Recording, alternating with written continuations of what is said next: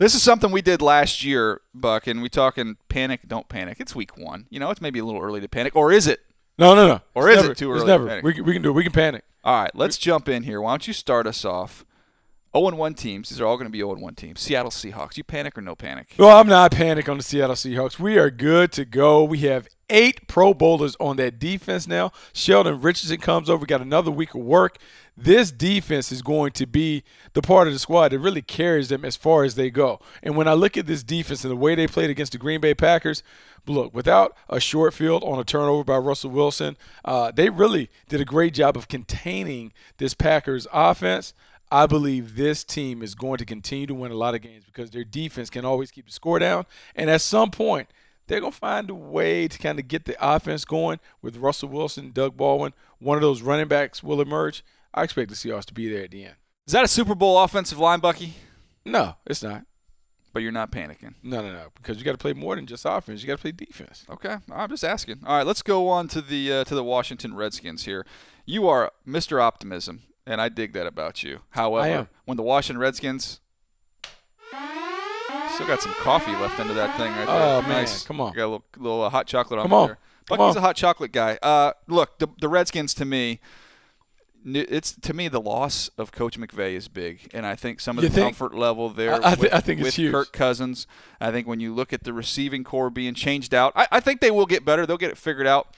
Terrell Pryor, just the chemistry with Kirk Cousins is not there right now. He had reliable guys last year. I think sometimes we take for granted just guys that are where they're supposed to be and guys that catch the football. We've talked about it with the Rams. Yes. Adding some guys that are where they're supposed to be and they catch the football. Pierre Garçon is the epitome of what that is, and they miss him, in my opinion. I think this team inside this division, I think it's time to panic. No, I think you should panic. I'm worried about the weapons on the outside. I'm worried about Josh Dotson. I'm worried about Terrell Pryor. I'm wondering who is going to fit those roles. And I'm worried about the quarterback because he's dependent upon those guys playing at a high level. And so when you lose those weapons and you lose the play caller who really kept together Sean McVay, I have a tough time seeing this offense get back on track. And then when you look at the defense continues to struggle. I just can't figure out why they can't figure it out. Look, I'm with you. Let me give you a little piece of advice here. We're going to go to the Arizona Cardinals now. I don't know if you're going to go panic or no panic, but don't hit that thing too hard because I got a little hot chocolate. I got some hot chocolate on a shirt here. So just a little love tap there. It's time. Whoa, you went strong on that thing. It's time to panic. Okay. It's time to panic. I know B.A. Bruce Arians is one of the best coaches in the league, but right now I'm worried about the Cardinals because when I look at Carson Palmer, I think it's over. I think it's a done deal. I don't think we're going to see Carson Palmer play at a Pro Bowl level again.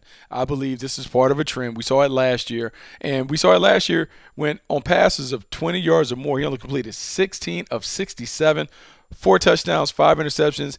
In week 1, he was 0 for 5 at that same range.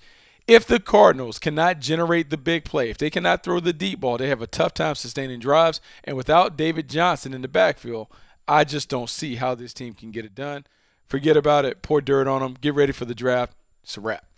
I feel like we should be listening to some Sarah McLachlan, listening to Buck's take right there. I mean, I feel like it's just very somber. Some crying puppies. Come on. It's very sad. Come on, let's go. Dunzo. A moment of silence? Do we need a moment of silence here for the Cardinals? I don't know. I can add anything to that. Get ready for the draft, 2018. They looked old. I mean, let's just call it like it is. All right, let's go to the Chargers. The Chargers, a team, suffered a tough loss. They go on the road inside the division, the Denver Broncos.